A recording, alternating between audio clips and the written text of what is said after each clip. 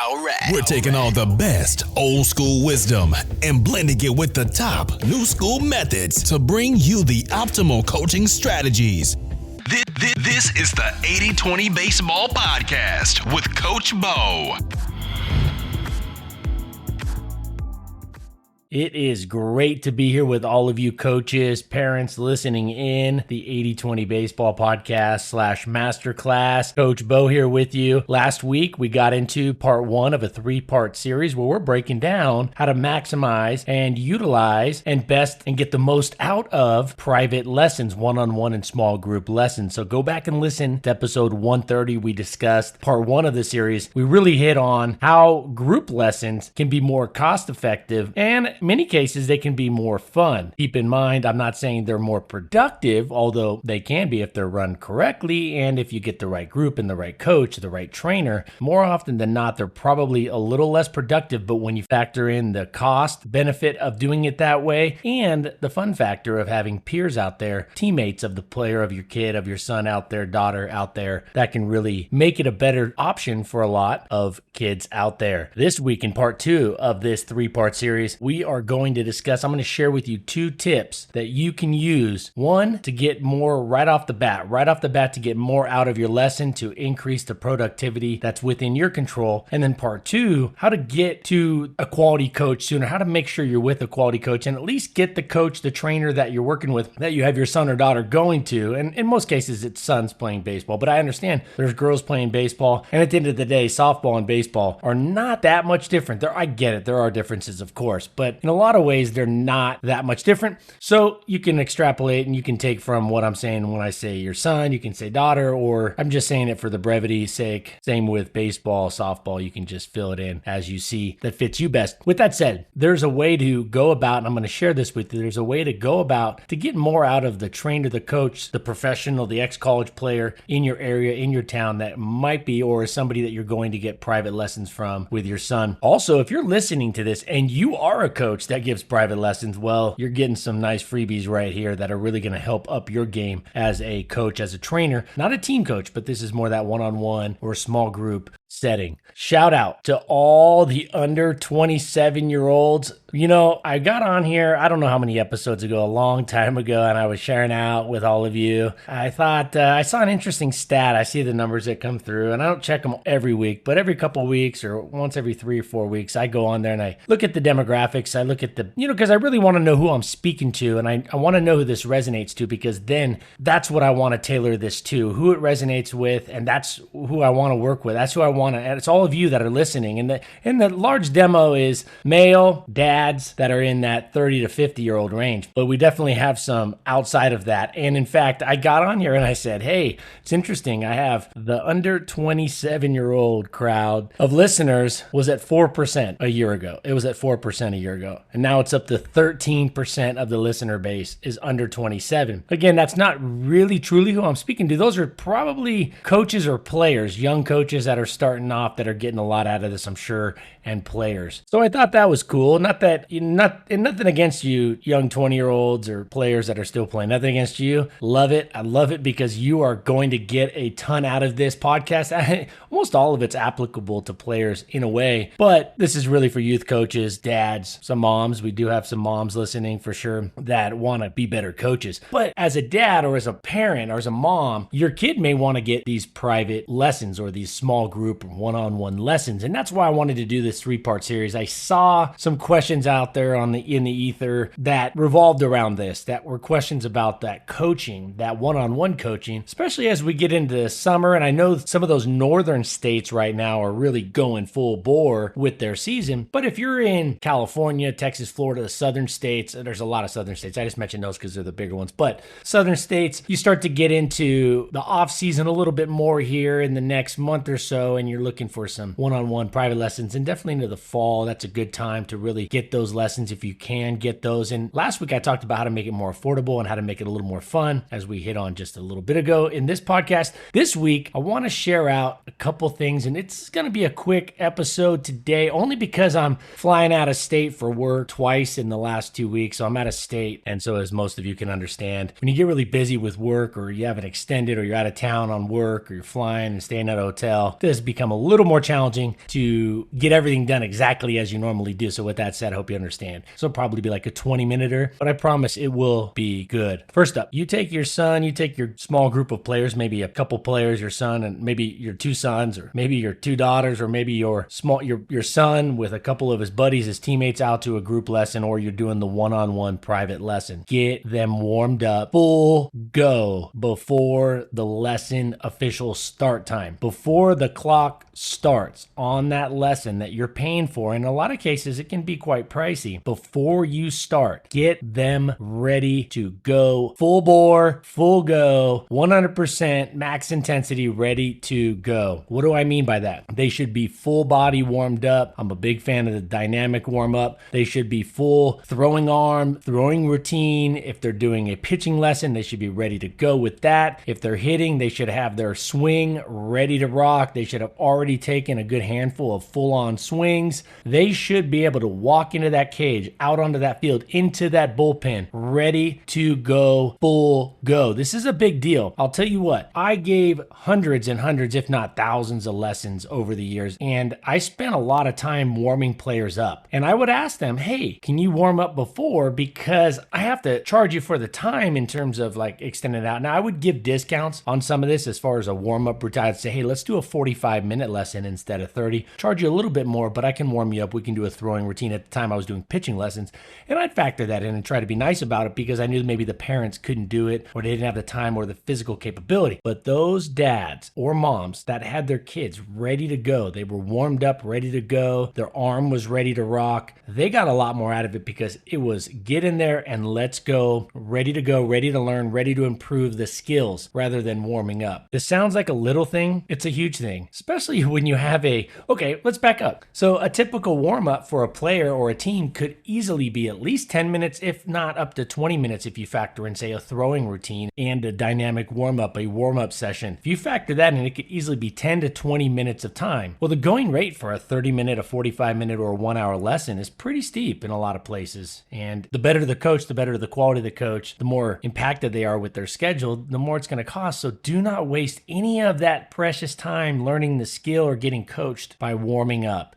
Be ready to go. Full go, ready to rock. You are ready to throw your fastest fastball if the arm is ready to go and it's that time of year and you're healthy. Let's assume everybody's healthy and it's full go time. They should be full sprint, full swing, full throw, ready to go. No warm up, no on ramp. They should be ready, full speed. They're hitting that freeway. It's like the worst. And I'm gonna tie this into freeway traffic in LA. I know a lot of you have been by or you live by freeways, and it's not all Los Angeles. I get a lot of listeners actually spread out. In fact, last week I gave a shout out to the Canadian listeners. We got listeners all over the world. But spending almost 40 years in LA, the worst thing for a driver on the freeway would be, one of the worst things would be the on-ramp, the oncoming, or I should say incoming traffic coming onto the freeway much slower than the flow of traffic. So the flow of traffic in LA, when there's not a bunch of traffic, when it's actually moving, which is rare, say it's 70 to 75 miles an hour on average, right? I know there's definitely faster than that, and there's a few slower than that, not many. But the incoming traffic, the worst was when the incoming traffic would come on at like 50 miles an hour, or worse, 45 miles an hour. They'd come on the freeway at that speed. If they weren't coming on full speed, it caused a problem. And the same thing goes with these lessons that are already short by nature. I talked about this with team practices. If your team practice is 5 to 7, I've been out front and say, you should have the players warmed up before that field time starts. So if you have the field from 5 to 7, you should be ready to jump on the field and go full go at 5 o'clock. Warm-ups can pretty much take place anywhere, or at least on any patch of grass, where a baseball field is a little more unique in terms of how you can utilize it for a practice or a pitching mound or a pitching lesson or a batting cage. Make sure you're ready to go early, just like you would with your team. I would have your team ready to go. I would say if you practice from 5 to 7, you start practice at 4:45 ready to go, so you get on the field, you're ready to use the field for the full 2 hours. Not a big fan of extended long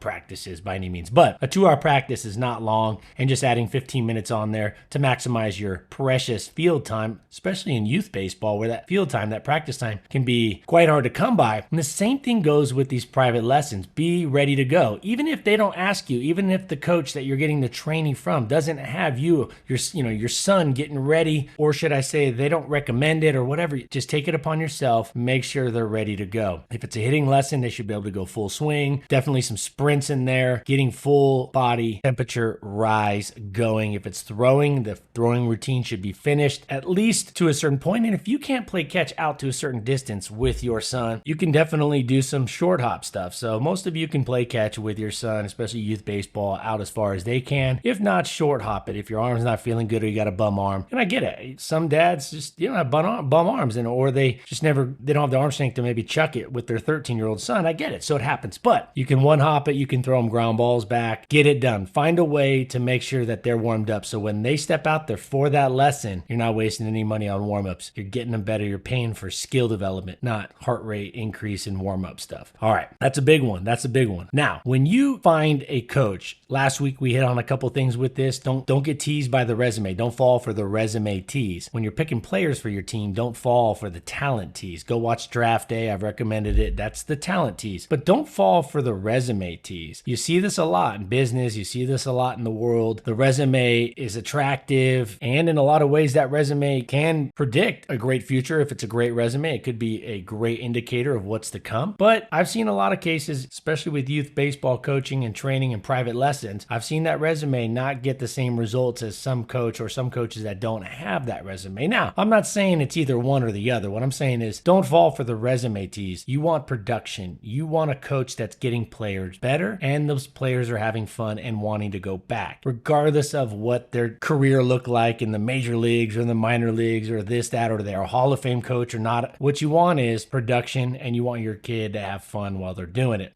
When you get out there, I think it's very important to ask. And see, you're taking your kid out there because you want the help, the expertise of somebody else. It's probably out of your field of expertise, right? So you're taking them out there, and you should feel comfortable asking what their process is. What's their recipe? What's their plan? Because this is something I've seen a lot with coaches that are good coaches, that are nice coaches, that had good careers or decent careers in baseball. And they're kind of patchworking their lessons together. There's no format. There's no process. There's no recipe. Of course, it's not supposed to be cookie cutter. It's not supposed to be a cookie cutter approach, but there should be a template. There should be a framework that they're working on. Because how can they measure their success as a coach if they don't have a framework or a template or a process to test? You can't assess something that you don't even know is, right? And so I think that goes, we've talked about results. And if you're not measuring something, it's hard, you can't improve something unless you measure it. And having a process, a recipe, a framework, a template is something that gives coaches, and this goes for youth coaches that are, if you're coaching a team, you have to have something to measure. And I think it's important to ask this of the coach that's giving private lessons. It's important to ask them what their process, their template, their framework is. They should be able to give you something that you can assess, even if it's not too deep of an assessment. You should be able to assess whether they have a plan or a process that they're trying to follow, or they just kind of throwing stuff at the wall and hoping it sticks. Now, again, this isn't cookie cutter, and I know it should be different depending on the kid, depending on the player, but there should be a process or a recipe, a template, a framework that they're following, or at least have in mind before they start lessons with players. And this could be a lesson by lesson template or framework, and they should have a progressive step-by-step framework or template that they follow. It doesn't have to be exact. And of course, the older the coach, typically the better this is going to be ironed and polished out. It's going to be polished up a little bit more the older the coach. The younger coach might be out there trying to figure things out, but they should not just show up to the field without a plan, without a process. And if they do, you might get some nuggets. Your player might get something out of it from time to time. They may get a really great tip one week, but then there might be 3 or 4 weeks where there's no progress because the ebbs and flows.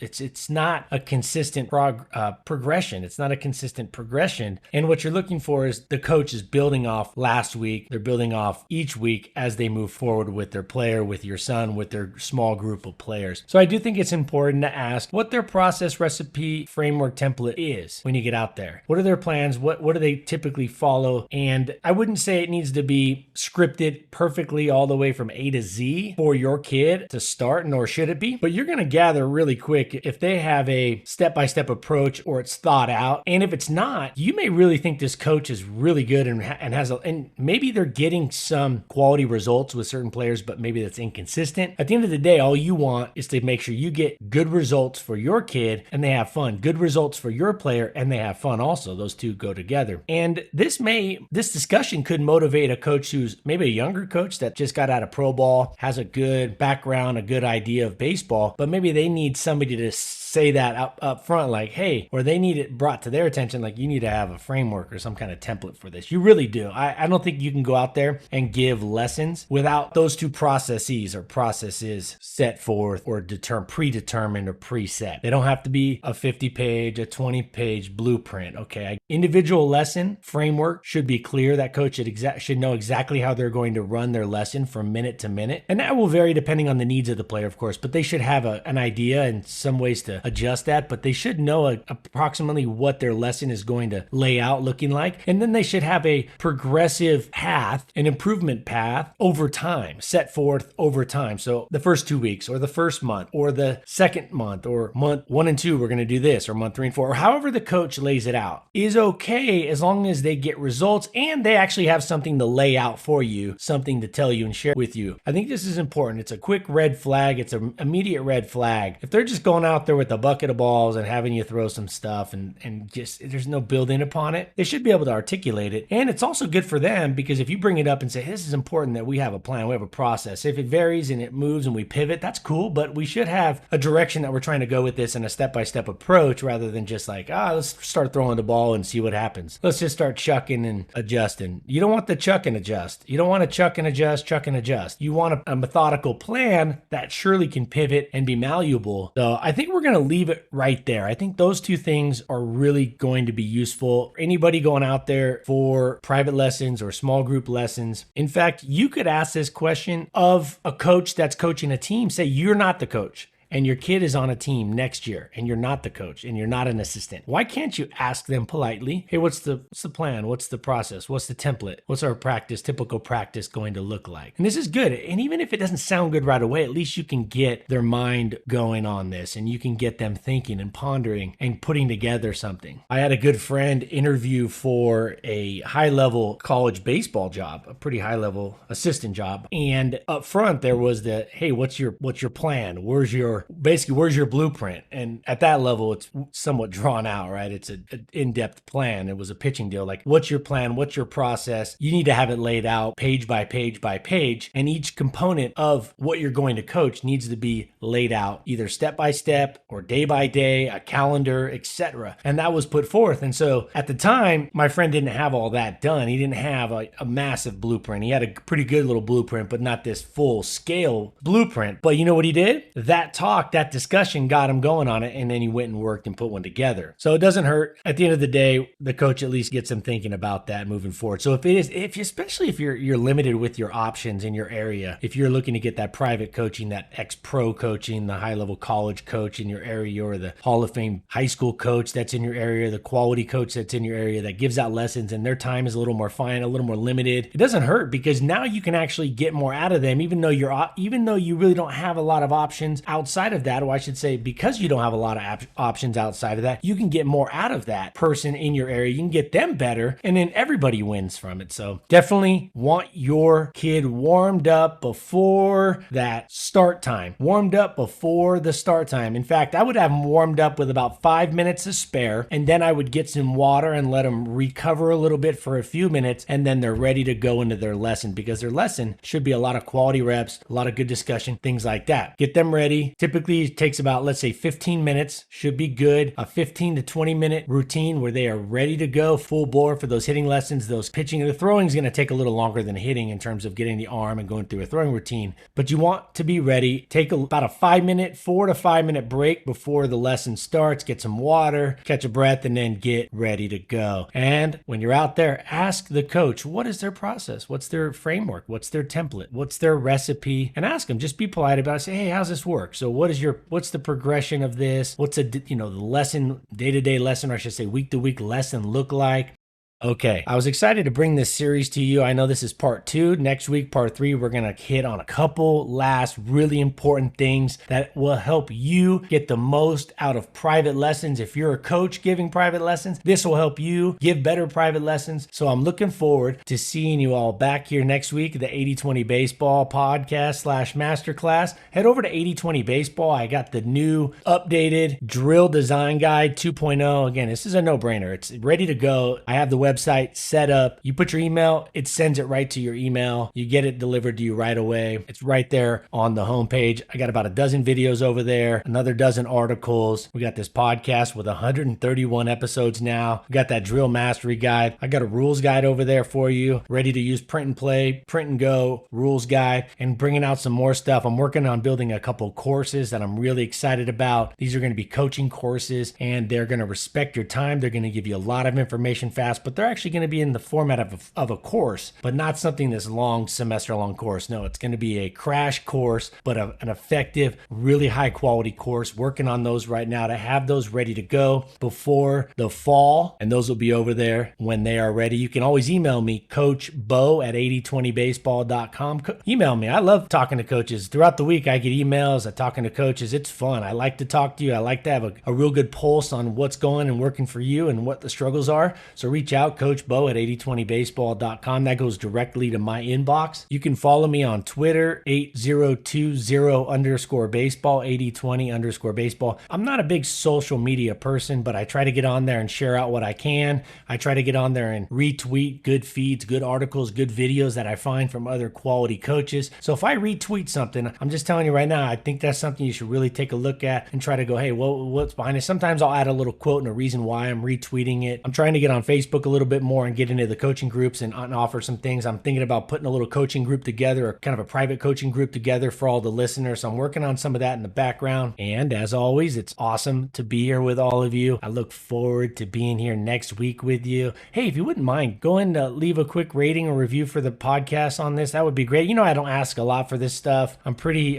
low key on this, but that really would help if you just take a couple seconds, take a couple minutes, just leave a review or a rating on there. That would really be awesome. And to share this out with any of your friends that coach or other dads or moms that you know, it'd be really great. I appreciate that. And until next week, you know what I'm going to say here. Take care of your health. Take care of that health, your foundation. And then take care of your family, your close circle of friends. Take this information, go out there and make the baseball community a better place. Leave it a better place. Give a better experience to those kids that we should be trying to do better for. It's time that the baseball community takes a big leap forward, because it's not going in the best of directions, and it's up to us to really take the baseball community in a much better direction. And with this information, that's where you'll take it. And until next week, adios.